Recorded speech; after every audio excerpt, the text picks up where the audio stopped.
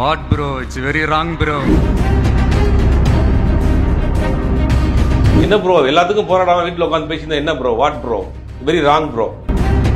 போராட்ட களத்தில் போய் எந்த உட்காந்துருக்காரு? போராட்ட களத்தில் போய் போராடி இருக்காரா, பேசியிருக்காரா, ஆர்ப்பாட்டம் பண்ணிருக்காரா, சிறைக்கு போயிருக்காரா, வழக்கு வாங்கியிருக்காரா? 67 அண்ணா காங்கிரஸ் கட்சியை உடைச்சு தமிழ்நாட்டில் திராவிட முன்னேற்ற கழகத்தை ஆரம்பிக்கிற ஆட்சிக்கு வர்றாரு. போன மாசம் வரைக்கும் ஷூட்டிங்ல இருந்து அடுத்த மாசம் கட்சியில ஆரம்பிச்சு ஆட்சியை பிடிக்கல. அண்ணாவினுடைய கால் தூசி கூட விஜய் ஈடாக்க மாட்டார். அண்ணாவையும் விஜயையும் நம்ம கம்பேர் பண்ணக்கூடாது. புதிய கல்விக் கொள்கையில விஜயினுடைய நிலைப்பாடு என்ன? யூசிஜி திருத்தத்தில் விஜயினுடைய நிலைப்பாடு என்ன? ஒரே நாடு ஒரே தேர்தலில் விஜயினுடைய நிலைப்பாடு என்ன? வக்ஃப் வாரிய திருத்த சட்டத்தில் விஜயினுடைய நிலைப்பாடு என்ன? இதை பத்தியே பேச மாட்டேன். மாநில அரசு மட்டும் தான் பேசுவோம். ஹேஷ்டேக் போட்டு திமுக பாஜக விளையாடுறாங்க சின்ன குழந்தைங்க மாதிரின்னு சொல்றாரு. ஆனா நீங்க என்ன பண்றீங்க? நீங்க அதே ஹேஷ்டேக் தானே போடுறீங்க. பாஜகவும் திமுகவும் எதை மடை மாற்றுவதற்காக சண்டை போடுறாங்க அதை சொல்லுங்க. முதலமைச்சர் எங்களை பார்த்து பேண்ட் போறாரு, எங்களை பார்த்து சட்டம் போடுறாரு, எங்களை பார்த்து கண்ணாடி போடுறாரு அப்படின்னு பேசுறது அரசியல். அது நீ என்ன செய்ய போற? நீ என்ன செய்ய போற? மக்களை போய் சந்திக்க, களத்துக்கு போங்க, பிரச்சனையை பேசுங்க, போராடுங்க, ஆர்ப்பாட்டம் பண்ணுங்க. மக்கள் ஏத்துக்கிட்டா நீங்க ஓட்டு போட்டு வாங்க. பிரசாந்த் கிஷோரை நீங்க ஒரு அட்வைஸ் கேட்கலாம். அதிகபட்சமா ஐடி விங் போறதுக்கு அவரை பயன்படுத்தலாம். மேடையில் ஏறி பக்கத்தில் உட்கார வச்சிருக்கீங்கன்னா உங்க அறிவு அவ்வளவுதான். ஒரு 2000 பேரை வச்சு நடத்தக்கூடிய ஒரு நிகழ்ச்சியவே உங்களால ஆர்கனைஸ் பண்ண முடியல அப்படின்னா 8 கோடி மக்களை நீங்க எப்படி கண்ட்ரோல் பண்ணி ஆட்சி அதிகாரத்துக்கு வருவீங்க? வாகை தமிழ் நேயர்களுக்கு வணக்கம். என்று நம்மோடு இணைந்திருக்கிறார் பத்திரிகையாளர் திரு சுபேர் அவர்கள். வணக்கம் சார். வணக்கம் சார். தாவேகா கட்சி ஆரம்பித்து இன்றையோட 2வது ஆண்டு ஆரம்பிக்க போகுது அப்படின்னு சொல்லி விழாவெல்லாம் நடத்தியிருக்காங்க. அந்த விழாவில் பல விஷயங்களை பேசியிருக்கிறாங்க. முதல்ல இந்த விழாவை பற்றி உங்களுடைய பார்வை என்ன? இல்ல, முதல் ஆண்டு முடிஞ்சு 2ஆம் ஆண்டு விழா அப்படிங்கிற ஒரு நிகழ்ச்சியை நீ நடத்திருக்கிறாங்க. அதை ஆரம்பத்திலேயே அது ஏகப்பட்ட குழப்படியோடு நடந்திருக்கு. அதாவது 2000 பேருக்கு தான் அனுமதி அப்படின்னு 2000 பேருக்கு பாஸ் கொடுத்து ஒரு பீச் ரிசார்ட்ல சுற்றி போலீஸ் பாதுகாப்பு, பவுன்சர்ஸ் பாதுகாப்போட நடத்தப்பட்ட ஒரு விழாவில் ஒரு ஏகப்பட்ட குழப்படியோடய ஆரம்பிச்சிருக்கு. அதில் முதல்ல நம்ம ஒரு கண்டனத்தை தெரிவிச்சிருவோம். பத்திரிகையாளர் ஒருவர் தாக்கப்பட்டு இன்னைக்கு மருத்துவமனையில் அனுமதிக்கப்பட்டிருக்கார். குமுதம் பத்திரிகையினுடைய ஒளிப்பதிவாளர் இளங்கோவன் தாக்கப்பட்டதுனால வந்த விளைவா இல்ல அவருக்கு ஆல்ரெடி உடல்நலம் சரி இல்ல அவர் அங்க நின்று கொண்ட அந்த பவுன்சர்ஸ் சொல்லக்கூடிய அவர் கையை வச்சு நெஞ்சில் இப்படி தள்ளுறார். உடனே அவர் நெஞ்சில பட்ட உடனே ஒரு ஓரமா போய் சுருண்டு விழுந்து உட்காந்துருக்காரு. அவர் வேதனையில துடிக்கிறாரு. ஆம்புலன்ஸ் வருது, அதை நம்ம அழைச்சிட்டு போறாங்க. அதாவது பத்திரிகையாளர்களை இந்த மாதிரி நடந்து கொண்டது உண்மையிலே கண்டித்தக்க விஷயம். பத்திரிகையாளர் சங்கங்கள்லாம் கூட அதை கண்டனம் தெரிவிச்சிருக்கிறாங்க. ஒரு ஆர்கனைஸ் பண்ணுறதுல அவங்க தவற விட்டுருக்காங்கன்னு அர்த்தம். ரெண்டாவது அங்கே வந்திருக்கக்கூடிய அந்த ஆட்கள் எல்லாமே பார்த்தோம்னா கிட்டத்தட்ட 6 மணிக்கே வந்திருக்கிறாங்க. காலையில் 6 மணி 7 மணிக்கெலாம் வந்திருக்காங்க. 10 மணிக்கு தான் நிகழ்ச்சி ஆரம்பிச்சிருக்கு. காலையில் அவங்களுக்கு எந்த விதமான சாப்பாடு ஏற்பாடுகளும் கட்சி தொண்டர்கள் நிர்வாகிக்கே பண்ணல. ஒரு பிஸ்கட் பாக்கெட்டும் ஒரு சின்ன ஒரு கூல்ட்ரிங்க்ஸ் வச்சுருக்காங்க போல். அதை வச்சுட்டு அவங்க மத்தியானம் 1 மணி வரைக்கும் இருக்காங்க. 1 மணிக்கு மேலே தான் லஞ்ச் போட்டிருக்காங்க. பல பேருக்கு சேர் கிடைக்கல. சில பேர் நின்றுட்டே கூட சாப்பிட்ற ஃபோட்டோஸ் வீடியோஸ்லாம் வருது. அப்போ ஒரு 2000 பேரை வச்சு நடத்தக்கூடிய ஒரு நிகழ்ச்சியவே உங்களால் ஆர்கனைஸ் பண்ண முடியல அப்படின்னா 8 கோடி மக்களை நீங்கள் எப்படி கண்ட்ரோல் பண்ணி ஆட்சி அதிகாரத்துக்கு வருவீங்க? கேள்வி இருக்கா இல்லை? இது வரைக்கும் ஆல்ரெடி ஏகப்பட்ட கட்சிகள் இந்த மாதிரி செயற்குழு பொதுக்குழுங்கள் நடைபெற்றிருக்கு. அதிமுகவினுடைய செயற்குழு பொதுக்குழுலாம் கிட்டத்தட்ட 5000 பேருக்கு மேலே ஸ்ரீவாரி மண்டபத்தில் நடக்கும். மிக பிரமாண்டமாக நடக்கும். ஜெயலலிதா அம்மையார் இருக்க வரைக்கும் சரி, கலைஞர் இருக்கிற வரைக்கும் சரி, ஜெயலலிதா பொதுக்குழு நிறைய நடக்கும். ஆனால் இந்த மாதிரியான ஒரு குழப்பம் இத்தனை நடந்ததில்லை. இத்தனைக்கும் அந்த செக்யூரிட்டி ஃபோர்ஸை பார்த்துக்கிறதுக்கு துபாயில் இருக்கக்கூடிய ஒரு நிறுவனத்துக்கு கொடுத்துருக்குறாங்க. இந்த ஈவெண்ட்டை பார்த்துக்கிறதுக்கு அது ஒரு நிறுவனத்தை கொடுத்துருக்குறாங்க. எல்லாமே கார்ப்பரேட் நிறுவனங்களில் கொடுத்து நடத்தப்பட்ட ஒரு நிகழ்ச்சி இவ்வளவு சொதப்பலோடு நடந்திருக்கு. இது உண்மையிலே நடந்த ஒரு விஷயம். இதற்கு பிறகு அவர் பேசின விஷயங்கள் தான் நிறைய குழப்பங்களும் சர்ச்சைகளும் ஒரு ஏமாற்றங்களும் இருக்குது. விஜய் மாதிரியான ஒரு புதிய கட்சி ஆரம்பித்த ஒரு இளைஞர் ரொம்ப ஒரு அறிவுபூர்வமாக ஆக்கப்பூர்வமாக ஏதாவது விஷயத்தை பேசியிருப்பாருன்னு பார்த்தா அவர் முழுக்க பேசினது அறகுறையான பேச்சாத்தான் இருக்குது. இப்போ ஹேஷ்டேக் போட்டு திமுக பாஜக விளையாடுறாங்க சின்ன குழந்தைங்க மாதிரின்னு சொல்கிறார். ஆனால் நீங்கள் என்ன பண்ணுறீங்க? நீங்களும் அதே ஹேஷ்டேக் தானே போடுறீங்க. நீங்களும் அதே ஹேஷ்டேக் தானே போடுறீங்க. அப்போ நீங்கள் சோசியல் மீடியாங்கிறது ஒரு முக்கியமான ஒரு இடமா ஒரு தளமாக இருக்குது. அப்படிங்கும்போது அதில் தங்களுடைய வெறுப்புகளையும் ஆதரவையும் காட்டிக்கொள்றதுலாம் தப்பு கிடையாது. நீங்களும் அதை தான் செய்கிறீங்க. சோசியல் மீடியா இல்லைன்னா தாவேகா கட்சி இன்னைக்கு பல பேருக்கு தெரியாமல் இருக்கும். அப்போ நீங்கள் அதை உங்களுடைய நிலைப்பாட்டில் இது ரெட்ட நிலைப்பாடு இருக்குல்ல. உங்கள் சோசியல் மீடியா முழுவதும் வேணாம், ஹேஷ்டேக் போட மாட்டோம்னு சொன்னால் நீங்கள் முதல்ல ஹேஷ்டேக் போட்டு அதில் கையெழுத்து போட்டு நீங்கள் தான் கையெழுத்து போடுறீங்க. அப்போ அதுலேயே உங்களுடைய இரட்டை நிலைப்பாடு கண்டிப்பாக தெரியுது. ஓகே சார், இந்த ஒரு நிகழ்ச்சியில் வந்து ரொம்ப மீண்டும் மீண்டும் ஒரே விஷயத்தை பதிவு பண்ணாங்க அப்படின்னா 1967லையும் 77லையும் என்ன நடந்ததோ அது மீண்டும் ரிப்பீட் ஆகும், வரலாறு திருப்பியும் நடக்க போகுது அப்படின்ற மாதிரியான ஒரு விஷயத்த வந்து சொன்னாங்க. 100 வருஷத்துக்கு ஒருக்க ஒரு ஒரு பெரிய புரட்சியே வரும். அந்த மாதிரியான ஒரு புரட்சி தான் தாவேகா இப்போ திராவிட கட்சிகளை அழைச்சிட்டு தாவேகா வரப்போகுது அப்படின்ற மாதிரி ஆதவர்ஜுனா அவர்களும் சொன்னாரு, விஜய் அவர்களும் அதை பதிவு பண்ணியிருக்காரு. 1967-77 இன்சிடென்ட், இப்போ தாவேகா, இதை எப்படி பாக்குறீங்க? இல்ல புரட்சி வரப்போகுதுங்கிற புரட்சிக்கு வர்றதுக்கு உண்டான ஒரு சீயும் காணாமே. அதாவது 67ல வந்து அண்ணா வந்து காங்கிரஸ் கட்சி உடைச்சு தமிழ்நாட்டில் திராவிட கட்சி ஆரம்பிக்கிறார், திராவிட முன்னேற்ற கழகத்தை ஆரம்பிக்கிறார், ஆட்சிக்கு வர்றாரு. பட் அண்ணா வந்து கட்சி ஆரம்பிக்கிறதுக்கு அண்ணாவினுடைய அந்த பயணம் இருக்கு இல்லையா, தொடர்ந்தோறும் மீட்டிங் போறாரு, பேசுறாரு, மக்கள்கிட்ட சந்திக்கிறாரு, கொள்கை ரீதியாக பேசுறாரு, பெரியாரிய கொள்கையில பேசுறாரு, தமிழ்நாட்டினுடைய வளர்ச்சியை பற்றி பேசுறாரு, மொழி பிரச்சனையை கையில் எடுத்து அன்னைக்கு பெரிய அளவில் போராட்டம் பண்றாரு. அதனுடைய நீட்சியாக தான் அன்னைக்கு வந்து கட்சி நினைச்சு அன்னைக்கு கலைஞர் இருக்கிறாரு, பேராசிரியர் இருக்கிறாரு, நெடுஞ்செழியன் இருக்காரு, எம்ஜிஆர் இருக்கிறாரு. இத்தனை பேருடைய உழைப்பு தான் திராவிட முன்னேற்ற கழகம் ஆட்சி வந்துச்சு.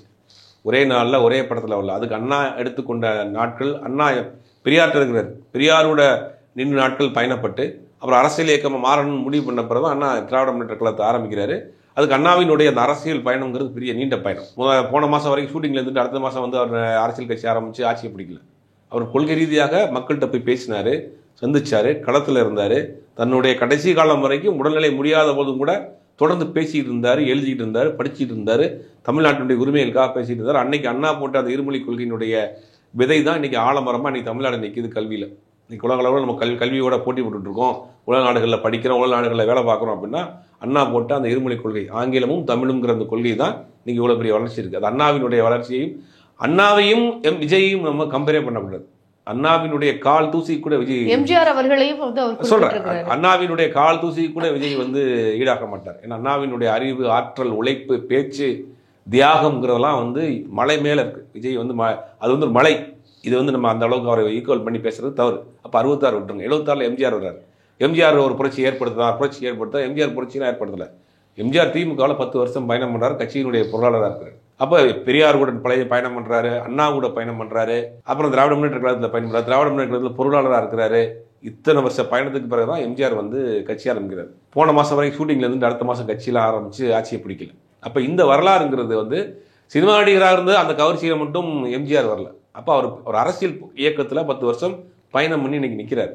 நீங்கள் போன மாதம் வரைக்கும் இந்த நடிச்சிட்டு இருக்கீங்க, போன நாள் முந்தா நாள் வரைக்கும் கூட நடிச்சிட்டு இருக்கீங்க ஷூட்டிங்கில். அப்போ நீங்கள் நடிக்கிறதும் அரசியலுக்கு வரதெல்லாம் ஒன்றும் பிரச்சனை இல்லை. செயல்பாடுகள், உங்களுடைய செயல்பாடுகள் எப்படி? அதான் சார் ராஜ்மோகன் அவர்கள் வந்து மேடையில் பதிவு பண்ணியிருந்தாரு. அதாவது மறைமுகமாக விஜய் அவர்கள் நிறைய பணிகள் வந்து செஞ்சிருக்கிறாரு. அவர் திரையில சினிமாவில் இருக்கும் பொழுதே வந்து பல ஊர்களுக்கு மக்களை நேரடியாக சென்று சந்திச்சிருக்கிறாரு. இப்போ ஒரு திரைப்படம் வந்து வெளியாகுது அப்படின்னா அந்த வெளியாகிறதுக்கான விழாவாக இருக்கட்டும், ஆடியோ லான்ச்சாக இருக்கட்டும், இல்லை அந்த திரைப்படத்தினுடைய வெற்றி விழாவாக இருக்கட்டும், இந்த மாதிரி பல விஷயங்களுக்கு நேரில் போய் சந்திச்சிருக்கிறாரு.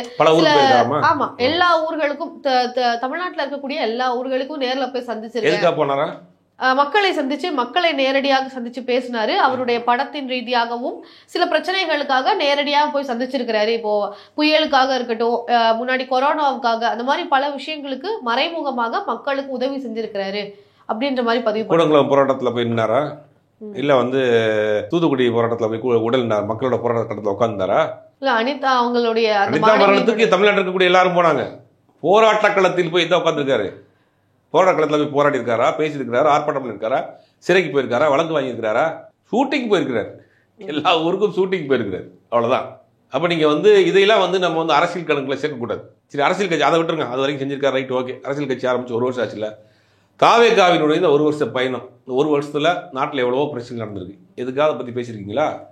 உங்களுடைய கொள்கை தலைவர்னு சொல்ற பெரியாரை விமர்சனம் பண்றார் சீமான், அதை பத்தி ஏதாவது பேசியிருக்கீங்களா? அதான் சார், போலி தந்தை அவங்க தான் இப்போ தமிழகத்துல வந்து ஸ்டாலின் அவர்களை தான் குறிப்பிடுறாங்க. அந்த வகையில போலி தந்தைன்னு நிறைய பேர் இருக்காங்க. உண்மையான தந்தை, மகத்தான தந்தை பெரியார் அவர்கள் மட்டுமே. அவன் தந்தையை ஒருத்தன் போட்டு தப்பு தப்பா பேசிட்டு இருக்கான், அதை வாயில் என்ன வச்சிருக்க நீயே? உன்னுடைய கொள்கை தலைவர்ங்கிற பெரியாரை பத்தி சீமான் கடுமை விமர்சனம் பண்றாரு. தமிழ்நாட்டில் அதுக்காக பிரச்சனை போயிட்டு இருக்கு. அதை பத்தி எல்லாம் பேசாம மேடையில் நின்று இவர் பெரிய அப்பான்னு சொன்னதுனால நீங்க அவர் தான் போலி தந்தை, இவர் நியாயமான தந்தைன்னு பேசிட்டு இருக்கீங்க. உன்னுடைய நோக்கம் என்ன? எதுக்கு அரசியலுக்கு வந்திருக்கிற? நாட்டில் இன்னைக்கு என்ன பிரச்சனை போயிட்டு இருக்கு? மத்திய அரசு ஒவ்வொரு மாநிலத்திலும் தன்னுடைய கைட்டில் கொண்டு வந்துருச்சாங்க. தமிழ்நாடு, கேரளா, ஆந்திரா, தென் மாநிலங்கள் மட்டும்தான் அவங்க கை வைக்காம இருக்கிறாங்க. அதை வந்து நீ கையில் எடுக்கக்கூடிய வேலை செஞ்சுட்டு இருக்காங்க. புதிய கல்விக் கொள்கையில விஜயினுடைய நிலைப்பாடு என்ன? இருமொழி கொள்கையில விஜயினுடைய நிலைப்பாடு என்ன? யூசிஜி திருத்தத்தில் விஜயினுடைய நிலைப்பாடு என்ன? ஒரே நாடு ஒரே தேர்தலில் விஜயினுடைய நிலைப்பாடு என்ன? வக்ஃப் வாரிய திருத்த சட்டத்தில் விஜயினுடைய நிலைப்பாடு என்ன? எதை பத்தியுமே பேச மாட்டேன்.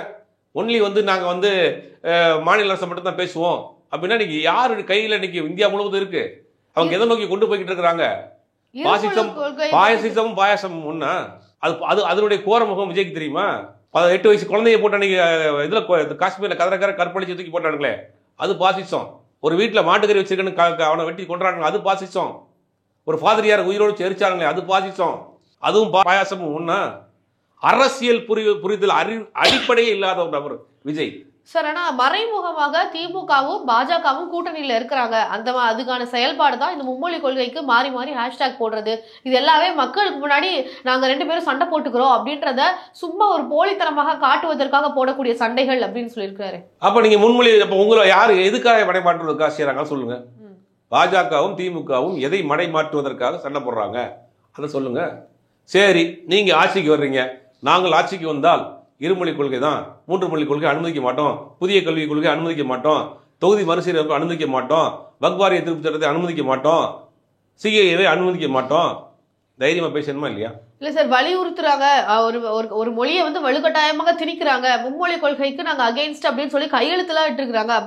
அப்படி பார்க்கும்போது மும்மொழி கொள்கைக்கு தாவேகா ஆதரவு தெரிவிக்கல அப்படின்றதான தெரிய முடியுது. ஆதரவு தெரிவிக்கிறது மட்டும் கிடையாது, அதுக்கு இன்னைக்கு தமிழ்நாட்டில் இருக்கக்கூடிய எல்லா கட்சிகளும் போராட்டத்தில் இறங்கி இருக்கிறாங்க. உங்களுடைய நிலைப்பாடு என்ன? அதை கூட அழுத்தமா சொல்றதுக்கு பயப்படுறீங்க. தொண்டர்கள் களத்துல இருக்காங்க. தொண்டர்கள் எல்லா மாவட்டங்கள்லயும் இருந்து அந்த மும்மொழி கொள்கைக்கான போராட்டங்கள்ல வீட்டுக்குள்ளே பேசிக்கிறாங்களா? வீட்டுக்குள்ளே உட்காந்து பேசிக்கிறாங்களா?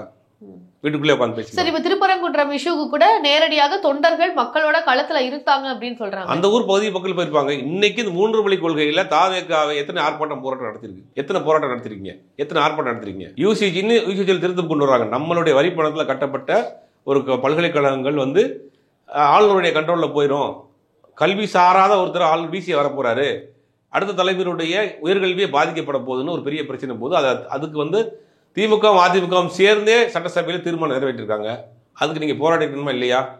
என்ன ப்ரோ, எல்லாத்துக்கும் போராடாம வீட்டில் உட்காந்து பேசியிருந்தா என்ன bro? What bro? Very wrong bro. அந்த மாதிரி தான் அவர் பதிவு பண்ணியிருக்கிறாரு. அது மட்டும் இல்லாம ஆதவ் அர்ஜுன் அவர்கள் சொல்லியிருந்தாங்க, இந்த மாதிரி இப்போ முதலமைச்சர் அவர்களே விஜய் அவர்களை பார்த்து நடிக்க ஆரம்பிச்சிட்டாங்க, அவர் போடுற மாதிரி உடைகள் எல்லாம் போட ஆரம்பிச்சிட்டாரு. ஸோ இவரே மறைமுகமா முதலமைச்சரே விஜய் அவர்களுடைய ஃபேன் ரசிகரா தான் இருக்கிறாரு அப்படின்றதான் பார்க்க முடியும். இதெல்லாம் ஒரு சிறுபிள்ளைத்தனமான கேள்வி. இதெல்லாம் ஒரு முதலமைச்சர் பேண்ட் போறாரு எங்கன்னா பார்த்துக்கிட்டு அப்படிங்கிறதெல்லாம் அரசியலின் அடிப்படை அறிவில்லாத ஒரு வேலை. இதெல்லாம் இதை தமிழ்நாட்டு மக்கள் இந்த அரசியலாம் ரசிக்க மாட்டாங்க. ஒரு முதலமைச்சர் எங்களை பார்த்து பேண்ட்டை போடுறாரு, எங்களை பார்த்து சட்டம் போடுறாரு, எங்களை பார்த்து கண்ணாடி போடுறாரு அப்படின்னு பேசுறது அரசியல். அது அரசியல் ஆக்கப்பூர்வமான அரசியல் பண்ணுங்க.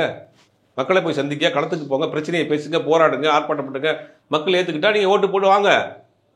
அதை விட்டுட்டு என்னைய அவர் கெடுக்க பார்க்குறான், இவன் என் கையை பிடிச்சிருந்தான், இவன் என்னை பார்த்து சட்டையை போடுறான், இவன் என்னை பார்த்து பேண்ட்டு போடுறான், அவங்க 2 நீ என்னப்பா செய்ய போற? நீ என்ன செய்ய போற? அவங்களாம் விட்டுரு. எல்லாருமே உலகத்தில் இருக்க போகிற ஓகே கிடையாது. நீ தான் ஓகே முடியல. நீ யோகியானு நீ என்ன பண்ண போற? நீ சொல்லு. திமுக பாஜக கூட்டணி, அதிமுக பற்றி பேசுறதே இல்லை, எல்லாம் ஓகே. தமிழ்நாட்டுக்கு எல்லா கட்சியும் சரியில்லை. நீ என்ன பண்ண போற? உன்னுடைய கல்விக் கொள்கை என்ன? பொருளாதார கொள்கை என்ன? வேலைவாய்ப்பு கொள்கை என்ன? மத்திய அரசு கொண்டு வர திட்டங்களோட உன்னுடைய நிலைப்பாடு என்ன? ரைட், எல்லாரும் விட்டுரு. எல்லாரும் தப்பானால் நீ உன்னுடைய நிலைப்பாடு என்ன? நீ இன்னும் 2வது ஆண்டு விழா தொடக்கத்தில் நீ எதை பற்றி பேசியிருக்கணும்? நாங்கள் அடுத்த தேர்தலில் நாங்கள் இதெல்லாம் பண்ண போகிறோம், இதெல்லாம் செய்ய போகிறோம், இந்த கட்சியெல்லாம் ஒரு தவறாக இருக்குது, நான் சரியான பாதையில் போகிறேன், எதாவது பேசியிருக்கியா? அப்போது எதுவுமே பேப்பர் கொஞ்சம் மறந்து போச்சுன்னா பேப்பர் காற்றுல போச்சு நின்றாப்புல அப்படி ஃப்ரீஸ் ஆகி. அப்போ எதுலேயுமே தெளிவில்லாத, அரசியல் அடிப்படை புரிதல் இல்லாத ஒரு கூட்டத்தை தேர்த்து வச்சுக்கிட்டு இன்னைக்கு நான் ஆட்சி அதிகாரத்தை பிடிக்க போகிறேன் அப்படின்னு பேசிட்டு இருக்காரு. இது கரையேறாது. பிரசாந்த் கிஷோர் அவர்களுக்கு தாவேகா கட்சியில எந்த அளவுக்கு முக்கியத்துவம் இருக்கு அப்படின்றத புரிஞ்சுக்கிற வகையில மேடையில இருந்து விஜய் அவர்கள் பிரசாந்த் கிஷோர் அவர்களை அழைத்து அவர் பக்கத்திலே அமர வச்சுக்கிட்டாரு. ஸோ அந்த விஷயத்தை பார்க்க முடிஞ்சது. அதே மாதிரி அந்த கையெழுத்திடும் பொழுது பிரசாந்த் கிஷோர் அவர்கள் மும்மொழி கொள்கைக்கு எதிராக கையெழுத்திட மாட்டேன்னு சொன்னாரா, இல்ல இது எனக்கு தெரியாதுன்னு சொன்னாரா அப்படின்ற அது என்னன்னு தெரியல. பட் ஆனா கையெழுத்து இடல அப்படின்றது ஒரு பேசும் பொருளாக மாறி இருக்கு. பிரசாந்த் கிஷோர் தாவேகாவில் இணைக்கிறத குறித்து உங்களுடைய பார்வை? இல்லை, பிரசாந்த் கிஷோரை நீங்கள் ஒரு அட்வைஸ் கேட்கலாம். அதிகபட்சமாக ஐடி விங் போகிறதுக்கு அவரை பயன்படுத்தலாம். மேடையில் ஏறி பக்கத்தில் உட்கார வச்சுக்கிட்டீங்கன்னா உங்கள் அறிவு அவ்வளோதான். உங்கள் அறிவு அவ்வளோதான்.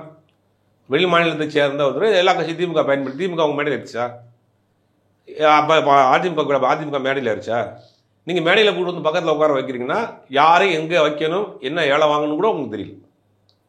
அந்த அடிப்படை அறிவு கூட உங்களுக்கு கிடையாது. பிரசாந்த் கிஷோர் மேலே ஏற்ற வேண்டிய அவசியம் என்ன இருக்குது? இல்லை அவர் வந்து பொலிட்டிக்கல் ஸ்ட்ராட்டஜிஸ்டாக வரல, அவர் வந்து ஒரு கட்சியினுடைய தலைவராக வந்திருக்காரு. ஆமாம், தன்னால் பீகாரில் ஒரு ஆட்சி செஞ்சுட்டு வந்து உட்காந்துருக்காரு, எதிர்கட்சி தலைவராக இருக்காரு. அவருடைய மாநிலத்திலேயே அவர் டெபாசிட் போய் வந்து உட்காந்துருக்கிறாரு. நீங்கள் அவர் வந்து உங்களை வாழ வைக்க போகிறாரா? அப்போ ஆதவ அர்ஜுனா வந்து என்னை காப்பாற்ற போகிறாரு. அதாவது அவர் அந்த பொலிட்டிக்கல் ஸ்ட்ராட்டஜிஸ்ட், இந்த பொலிட்டிக்கல் ஸ்ட்ராட்டஜிஸ்ட், அவர் வந்துடுவார், இவரெல்லாம் சேர்ந்து உங்களை முதலமைச்சர் ஆக்கிடுவாங்களா? நீங்கள் உங்களுடைய செயல்பாடு என்ன? பிரசாந்த் கிஷோரை நீங்கள் அட்வைஸ் கேட்கலாம், பயன்படுத்தலாம். ஒரு வெளி மாநிலத்தை சேர்ந்தவரை மேலையில் கொண்டு வந்து பக்கத்தில் உட்கார வச்சுக்கிட்டு அதை வந்து பேச வேண்டிய அவசியம் என்ன இருக்குது? அப்போ இதுவே தெரியுது உங்களுடைய அடிப்படை அறிவு அரசியல் புரிதல் இல்லாமல் இருக்கு.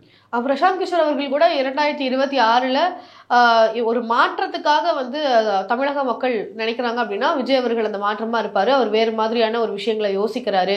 இப்ப இருக்கக்கூடிய அரசியலை விட மாற்றமான ஒரு விஷயத்தை தான் விஜய் அவர்கள் பண்ணணும்னு நினைக்கிறாரு, மக்களுக்காக வராரு அப்படின்னு சொல்லி பதிவு பண்ணியிருக்கிறாரு.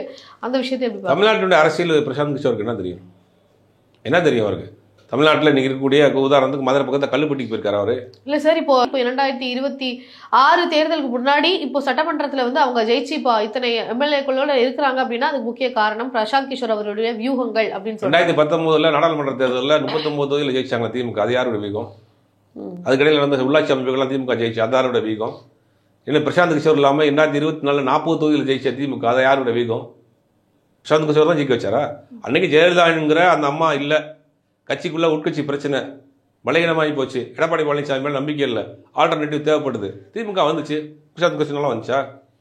சரி, அவ்வளோ துல்லியமாக கணக்கு போடக்கூடிய பிரசாந்த் கிஷோர் தன்னை ஏன் பலப்படுத்திக்கல, இதெல்லாம் ஏன் ஜெயிச்சுக்கல? 2014 வரைக்கும் பிஜேபி பிரசாந்த் கிஷோரை பயன்படுத்திச்சு ஒரே ஒரு தேர்தலில். அதுக்கப்புறம் எந்த வியூக அமைப்பாளரையும் பிஜேபி பயன்படுத்தலை இது வரைக்கும்.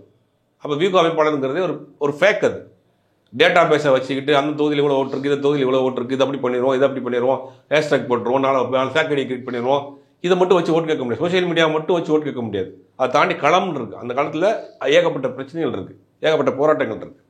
பிரசாந்த் கிஷோருக்கு தமிழ்நாட்டினுடைய அரசியல் எப்படி தெரியும் உங்களுக்கு? சார், அதே மாதிரி திமுகவை பொறுத்த வரைக்கும் மக்களுடைய நலனாக இருக்கட்டும், மக்கள் வளர்ச்சி, நாட்டினுடைய வளர்ச்சி, இந்த மாதிரி எந்த ஒரு விஷயமும் அவங்களுக்கு அந்த விஷயத்துலலாம் கவனமே கிடையாது. எல்லாமே வந்து பணம் பணம் பணம்னு இருக்காங்க அப்படின்ற மாதிரி விஜய் பதிவு பண்ணியிருக்கிறாரு.